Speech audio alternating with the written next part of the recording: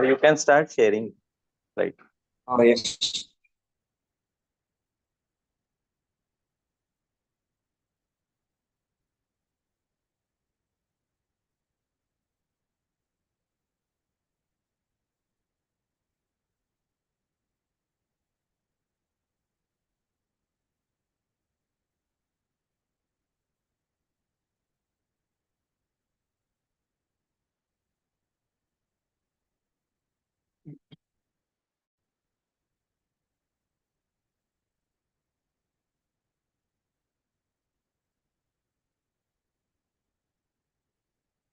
Are my slides visible? Hello? Yes. Am I audible? Hello? Can I start? Yes, yes, start. Good morning, one and all. Today I will be presenting on a case of polypoidal choroidal vasculopathy. A 53-year-old male came with the complaints of gradual painless diminution of vision for distance and near work since 5 to 6 months. There was no history of diabetes or hypertension or ocular trauma. Systemic examination was within normal limits. Right eye best corrected visual acuity was 6.6 and 6, and in left eye it was one finger counting at 1 feet. Both eyes had early nuclear sclerosis. The fundus picture. In the right eye, we can see in the both eyes we can see that the disc is normal and healthy. Cup disc ratio is around zero point 0.3 to zero point 0.4, and in the right eye we can see that at the macula there are multiple tiny yellowish kind of water droplet kind of lesions. These are the PEDs. The foveal reflex appears normal in the right eye, whereas in the left eye we can see lipid exudation at the macula and also multiple tiny drusen. And also there is underneath the near the fovea and the parafoveal region there is subretinal hemorrhage. This is the OCT on the right eye. In the right eye, we can see that the foveal contour is normal. Vitreoretinal interface is normal. Foveal contour is almost normal, and we can see these tiny PEDs which represent drusenoid PEDs. And whereas in the left eye, we can see again vitreoretinal interface is normal. The retinal architecture is normal, but underneath there is a tall peak PED with subretinal fluid, and these are hyperreflective dots. On NFAS OCT, that is OCT angio, right eye, we can see that all the slabs appear almost normal. Outer and choriocapillary slab is also appearing normal. But in the left eye, we can see that in the choriocapillary slab, there is slight development of a vascular network kind of, it's not very clearly evident in this, but slight vascular network developing. And this is a tall PED. So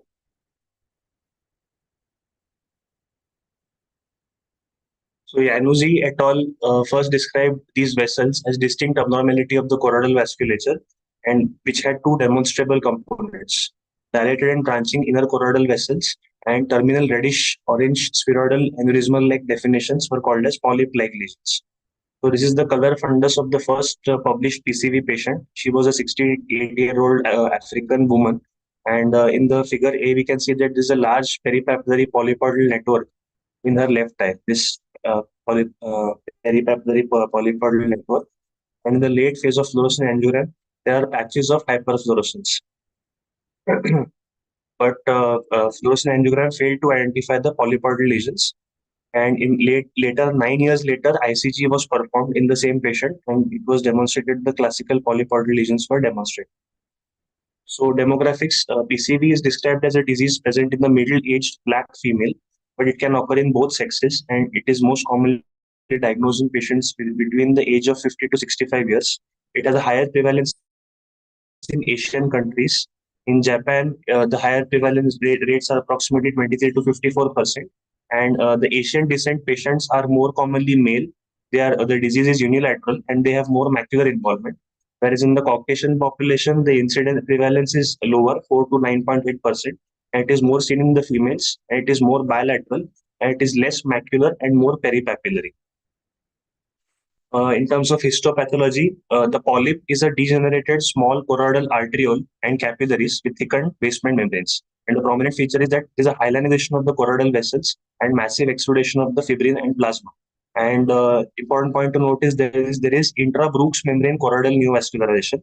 So this suggests that PCV is a form or variant of type 1 age-related macular degeneration CNVM, which is sub-RPE. So this is intra-Brooks membrane choroidal neovascularization, which is to be remembered. Pathophysiology, PCV comes under the pachychoroid spectrum.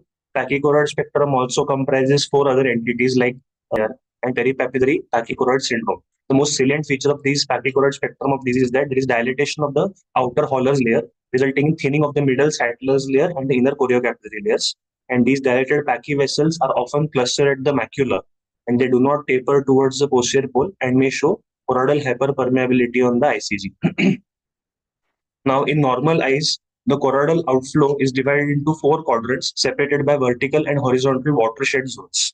But in PCV, what happens is there is dilatation of the choroidal veins, which is believed to be choroidal veins, which are believed to be branches of the vortex veins. And these vortex veins have dilated vortex vein ampullas, which results in the blood flow stasis. And because of the blood flow stasis, there is choroidal ischemia, which results in the formation of neovascularization. So stasis may occur secondary to either a thickened sclera, example as in non-ophthalmos eyes, or it can be because of the increased blood flow, which is seen due to sympathetic overactivity, which is known risk factor for CS. This stasis results in dilatation of the Holler's layer in the outer choroid and thinning of the Sattlers and choriocapillaries, and thinning of choriocapillaries causes ischemia and neovascular complexes. Clinical features, most prominent presentation is orangish reddish bulb-like lesions budding from the choroid into the subretinal space with variably sized serosanguinous neurosensory detachment and pigment epithelial detachment around the optic disc. Hard exudates can also be seen, and occasionally there is breakthrough vitreous hemorrhage. So vitreous hemorrhage in PCV conditions is mainly because of the breakthrough. And typical presentations can be divided into two categories, like earlier than 3 months and later than 3 months. If the patient presents earlier, that is within 3 months, there is blurred vision, central or paracentral scotoma, dim vision in the affected eye, extensive subretinal exudation, and bleeding. And when symptoms last longer than more than 3 months, then the lipid deposition occurs because of the proteinaceous leakage from the active aneurysmal elements. Now, unlike this is to be remembered, unlike typical neovascular AMD, eyes with PC are less prone to intraretinal edema. However, they are more prone to massive subretinal hemorrhage, serous pigment epithelial detachment, and breakthrough vitreous hemorrhage. Now, classification based on location, it can be either macular, peripapillary, or peripheral. Macular can be subdivided into subfoveal, juxtafoveal, and extrafoveal. Subfoveal is below the fovea, juxtafoveal is 1, 200 and 199 microns, and extrafoveal is 200 microns or more. Peripapillary 1 disc diameter from the margins of the disc, and peripheral is located outside the arcade. These are the manifestations as I have described. If the duration is less than 3 months, it is more likely we can see on the fundus, we can see PEDs and we can see subretinal hemorrhage. And the PED is often associated with PCV, which is an important finding on OCT. PEDs, and there are micro rips of the RPE and RPE tears occur at the margin of the serosanguinous PED, and polypoidal lesions are seen at the margin of the PED. So, this polypoidal lesion, which we can see, it is either at the margin of the PED or at the top of the PED. We can see like a notch. So, if there is a PED with a notch and subretinal hemorrhage is seen on the clinical picture, then we can suspect it to be a PCV. Following the spontaneous resolution of the acute serosanguinous complications, there can be subretinal fibrosis, pigment epithelial hyperplasia, and atrophic degeneration. So these are the findings. If the duration of the disease lasts more than 3 months, then generally we see subretinal lipid and progressive subretinal fibrosis. So points to remember: as a rule, the presence of PCV in one eye generally means that the fellow eye is at high risk of similar clinical changes because there is a marked tendency towards bilaterality. PCV lesions may also appear in the peripheral fundus, which is called as peripheral exudative hemorrhagic chorioretinopathy or PHCR. It is generally detected only after serosanguinous detachment and or vitreous breakthrough vitreous hemorrhage. And drusen, if the individual is highly pigmented, then the drusen is infrequent to be seen on the fundus. But it is generally seen on the central macula if it is found, in contrast to white patients who typically have peripapillary area. So more pigmented the patient, the drusens are more in the central macula, and in the Caucasians, etc., they are more in the peripapillary area. Now, this is important. Differentiating PCV from the neovascular AMD is vital. Why? Because PCV has a suboptimal response to anti-VEGF agents, and therefore we need additional photodynamic therapy and or laser. Differential diagnosis, it can be either typical type 1 or type 2 age-related wet AMD, or it can be pathological myopia, CSCR, choroidal tumors like circumscribed choroidal hemangioma and choroidal osteoma, and melanocytoma of the optic nerve. Imaging, the first imaging is FFA. FFA is not as useful as the type 1, type 2, or type 3 CNVM in neovascular in wet AMD. It has greater delineation of the choroidal anatomy isn't possible because the fluorescein extravasates into the interstitium, which obfuscates the choroidal details. But it is of use when there is overlying atrophy of the pigment epithelium. Large polypoidal choroidal vascular components branching in the choroidal vessels and aneurysmal or polypoidal lesions are seen. PV lesions on FA resemble the occult CNVM lesions when submacular, and they can be mistaken for ARMD. Peripheral notch at the margin of the serous PED may give a clue to location of the polyp. So here, if there is a PED and there's a notch kind of a thing at the margin of the PED, then it can be a likely location of the polyp. Now, it is this Tang et al. Performed a study in which they have concluded that it is better to perform a combination of ICG and FFA at the baseline, which can help to prognosticate the outcomes in PCV. ICGA delineates the extent of the lesion, and FFA is necessary to identify the leakage of the branching vascular network. So they categorize the patients into three types: type A, type B, and type C. Type A, polyp had interconnecting channels. Type B, polyp had branching vascular network without leakage on FFA. And type C had polyp with branching vascular network. And they found that type A and type B had the best prognosis, whereas type C had the worst prognosis. Then second investigation is ICG. ICG is the current gold standard for detection and evaluation of PCV. Typically in the early phase, that is in the first 1 minute of the ICG, it reveals a distinct network of vessels within the choroid, which is called as branching vascular network or abnormal vascular network. So here we can see the yellow arrow, which is the early phase of endoscopy angiography. It is also showing a feeder vessel in figure A. And there is the as the angiogram progresses, there is filling of the entire abnormal vascular network, suggestive of the branching vascular network. So polyps appear as minuscule hyperfluorescent polyps, either in the form of isolated or in the form of clusters, and they become visible after the PCV network is visible. So there are two things: one is the branching vascular network, and one is the polyp. So first, in the early phase, the branching vascular network hyperfluoresces, and in the later phases of the angiogram, the polyps fill up and the polyps become visible. And polyps leak slowly, so it slowly become hyperfluorescent. So in this, these are the various locations of the PCV. Can be either subfoveal, juxtafoveal, extrafoveal, peripapillary, or peripheral. Then in the mid phase, there is choroidal hyperfluorescence, usually seen as multifocal, patchy kind of choroidal hyperpermeability. And in the late phase, there is late geographic hyperfluorescence or LGH, defined as hyperfluorescent lesion with clearly demarcated geographic margin. Becomes apparent approximately 10 minutes after the injection of ICG, and it shows a characteristic rosette pattern. So this is the rosette pattern. Indication to perform ICG is classical clinical features of PCV with or without characteristic notch or peak PAD on the OCT. Then for confirmation of the diagnosis, we perform the ICG. OCT biomarkers, we can see three different kind of lesions. One is sharp peak PED in figure A. Then other is the thumb-like notched PED. And the C is the notch. Like inside the PED, if there is a notch, it is the more likely representation of the underlying polyp. So in the notch, there is a hyporeflective lumen, that is red arrow, and is surrounded by the hyperreflective ring, that is blue arrow. And this is important sign on OCT, double layer sign. So double layer sign, there are two hyperreflective lines. The inner hyperreflective line signifies the shallow pigment epithelial elevation, the red arrow. So this is the shallow PED.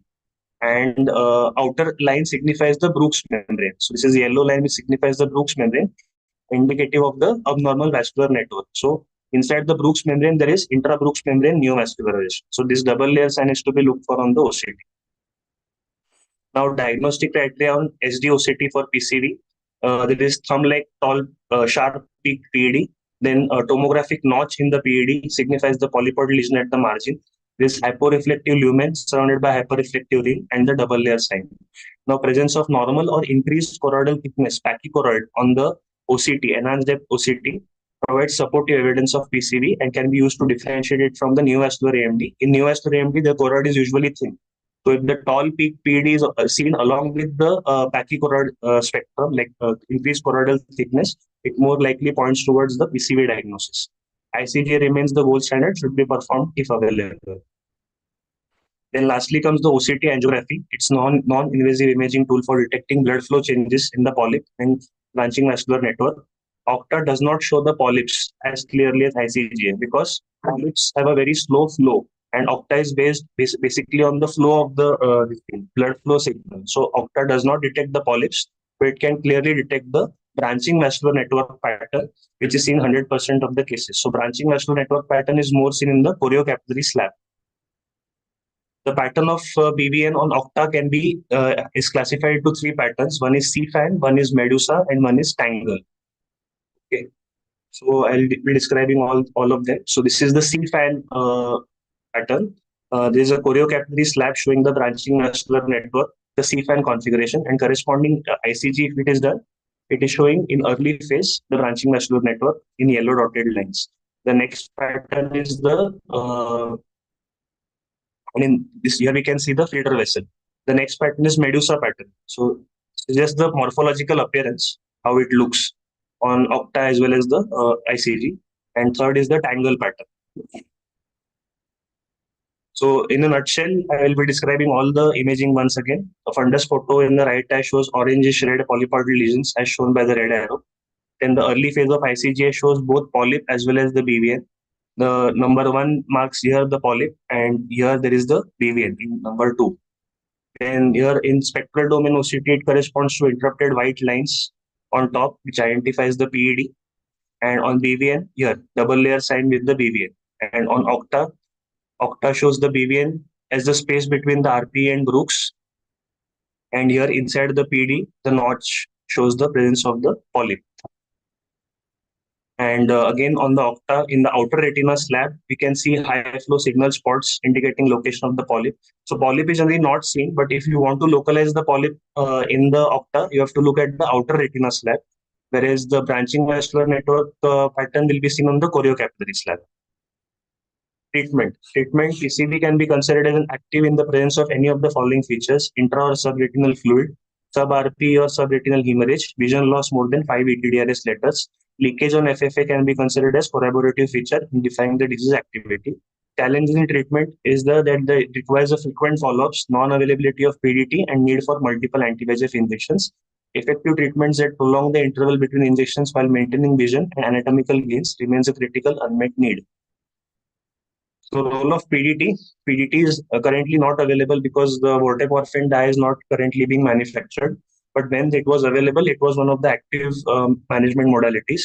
The active subfoveal and juxtafoveal PCV should be treated with full fluence PDT with 3 loading doses of anti-VEGF injections. Now PDT, vorteporfin dye, it is the dose is 6 milligram per meter square of body surface area, and it is given for and then once it is injected, it gets concentrated in the areas where the lesion is active, and then we fire a diode laser on it for 83 seconds. Diode laser with 810 nanometers. So this is the standard full fluence PDT, and there's also reduced fluence PDT which is available, which can be used with or without anti-VEGF therapy, because it has shown to be comparable results with standard fluence, but major advantage is that there is lesser incidence of subretinal hemorrhage after the PDT with reduced fluence. So reduced fluence can be performed when the BCVA is more than 20 by 40 or 612 and the lesion size is more than 3 disc diameters. If the more than 3 disc diameter, there are higher chances of bleeding up with standard fluence PDT, so reduced fluence PDT is used. Major concern regarding the efficacy of PDT is that recurrence or development of new polypoidal lesions with longer follow-up and subretinal hemorrhage can occur. This can be potentially massive and can lead to vitreous hemorrhage and poor visual prognosis, and recurrent bullous detachment or choroidal anastomosis can also be reported after PDT. And there are 3 landmark trials in PCV which compare the ranibizumab versus PDT. The first was the Everest study, which first randomized control trial comparing standard fluence SF-PDT with or without 3 loading doses of ranibizumab. The primary endpoint was proportion of patients with complete regression of polyps at 6 months determined by ICGA and reported higher polyp closure rate of PDT with or without ranibizumab compared to ranibizumab alone. So PDT with ranibizumab was found to be a better modality, and this study established the efficacy of PDT in closure of polyps. Second study was laptop study.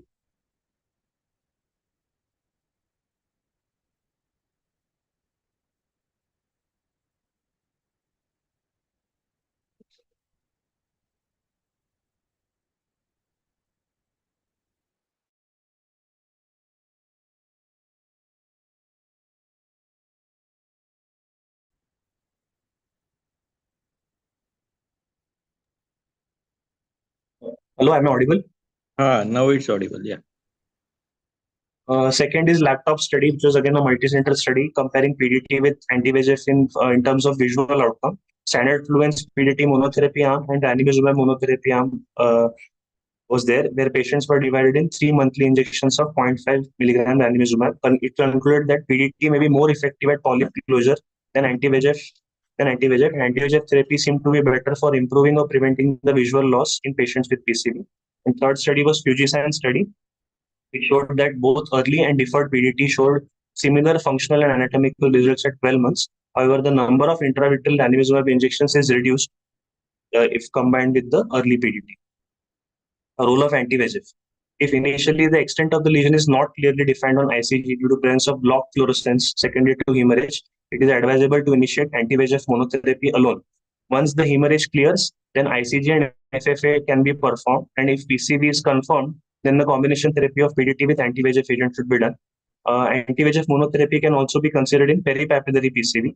Exceptional situations like lack of access to PDT in resource-constrained countries or unavoidable situation of treating with anti-VEGF will require anti-VEGF monotherapy. For indications, submacular hemorrhage with associated PCV less than 4 disc diameters, polyp extent not clearly defined by ICG, and peripapillary PCV. These are the indications for anti-VEGF monotherapy. Ranibizumab, the various anti-VEGF agents are ranibizumab 0.5 milligram in 0.05 ml standard, aflibercept or Eylea 2 milligram in 0.05 ml. Eylea has the advantage that it is a recombinant soluble fusion protein and it has enhanced binding affinity for both VEGF-A, VEGF-B as well as placental growth factor, and this facilitates increased response to sub-RP lesions like PCV. And polyp regression rate with aflibercept is also higher compared to that of ranibizumab. So finally, the plan of action. So what we should do is first ICG and FFA should be repeated after 3 months to analyze the disease activity. If the disease is quiescent, it should be repeated after 6 to 12 months. And PCVA and OCT should be performed at all follow-up visits. In case of complete regression of polyp, which is defined as no intraretinal or subretinal fluid on OCT, a resolution on ICG and no leakage on FFA, then the patient should be followed up to 6 months, and then every 3 monthly thereafter. This is called as wait and observe regimen. If the polyp is incompletely regressed, then we have to retreatment should be given with full fluence PDT with intravitreal injection, and half fluence PDT may be considered if the visual acuity is more than 612. If FFA and ICGA shows no polyp but persistence of a branching vascular network, then monotherapy should be performed. And in recurrent PCV cases, where double layer sign is seen, then recurrence of subretinal fluid in the form of PED or subretinal hemorrhage is seen, then these are the indicators to repeat the ICG.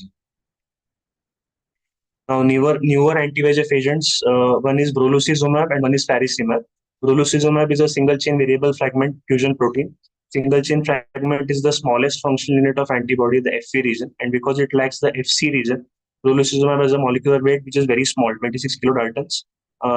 And this allows for a higher molar dosing, and it binds to all isoforms of VEGF-A, especially VEGF-165, and inhibits the binding of VEGF-165 to VEGF receptor 2. It has a half-life of 3 days.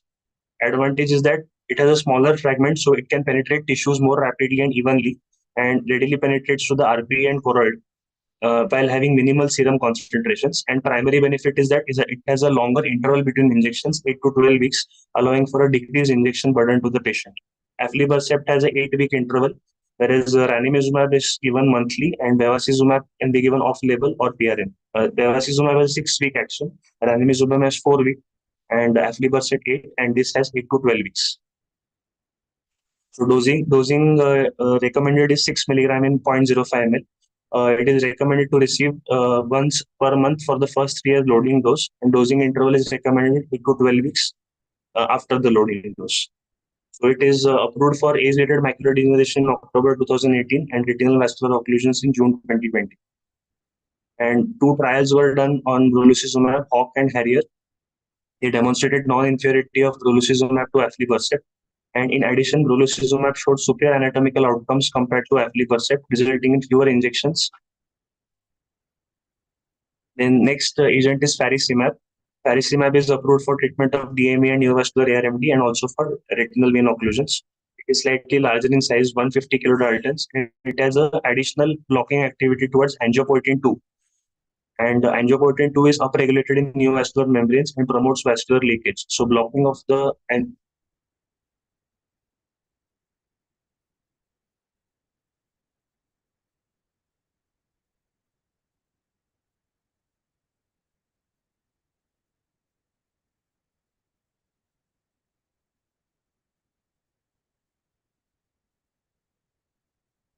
mechanism of action, faricimab decreases the migration and replication of endothelial cells with the additional angiotensin and additional angiopoietin 2 blockade, and allows for stabilization of the vascular structures, and has shown to have improved and sustained efficacy as compared to other agents which target only the VEGF pathway. So this additional angiopoietin 2 pathway helps a lot. And the dose is again 6 milligram administered by in 0.05 ml, administered every 4 weeks as loading dose. So, and then it has a drug-free period of 8 to 16 weeks after the loading dose. And after loading dose, one of the three strategies can be employed. Either 2 doses 16 weeks apart on week 28 and week 44, or 3 doses 12 weeks apart at week 24, 36, and 48, or 4 doses 8 weeks apart at weeks 20, 28, 36, and 40. So, and the 2 trials which were conducted on faricimab were TINA and Lucent. They have demonstrated that faricimab is non-inferior to aflibercept in terms of structural and functional outcomes, but there is still no report on efficacy and safety of faricimab in the PCV. My bibliography. Thank you. Okay, good. So, what is current regimen? What do you look for if there is you suspect IPCV? Sir, You can go on the to the on the slides of OCT, investigations. Yeah. so on clinically, if the subject, if the patient is presenting with massive subretinal hemorrhage like more than 4 inch diameter in size with Can associated you drusen. show it in photos? You have Yes, sir. photos.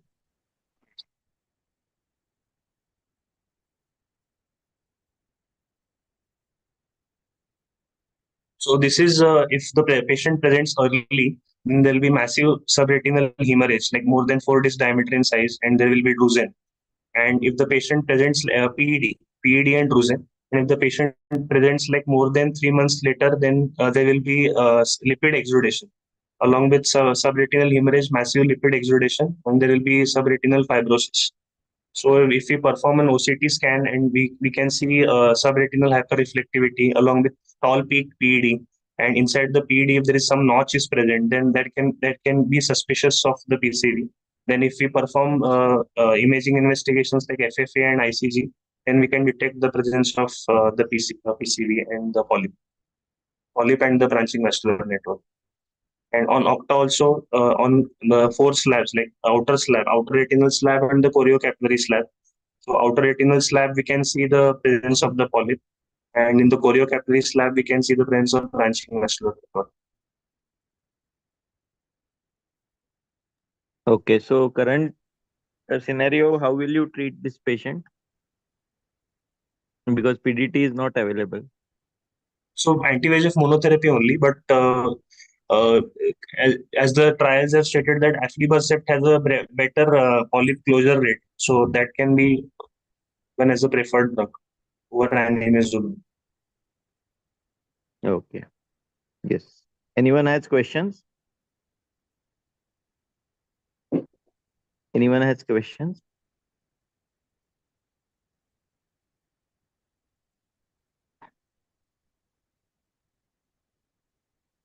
So any patient comes with vitreous hemorrhage, Okay. And no other systemic risk factors. This is also one of the reasons for, because breakthrough hemorrhage is more common with PCV as compared to ARMD. Yes. How do you differentiate it from ARMD? You have told, I think, couple of points. Yes, on the OCTs, spectral domain OCT, if there is a pachychoroid also, like choroidal thickness is more, then it points towards PCV, because neovascular AMD there is no pachychoroid. There can be PED, but pachychoroid is not there.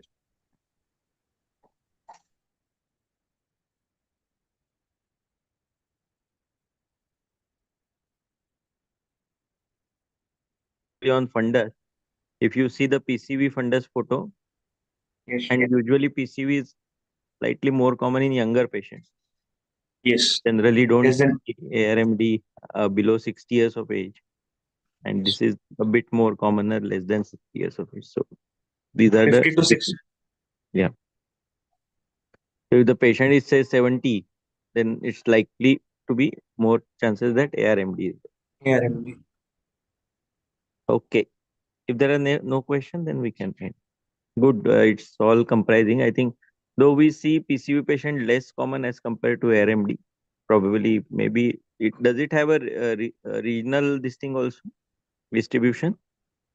Yes, sir. In Asian patients, it is more commonly in males, and disease is unilateral and has more macular involvement. But in the Caucasians, it is more in females, bilateral, and more peripapillary involvement. Oh, okay. Okay. Okay. Thank you.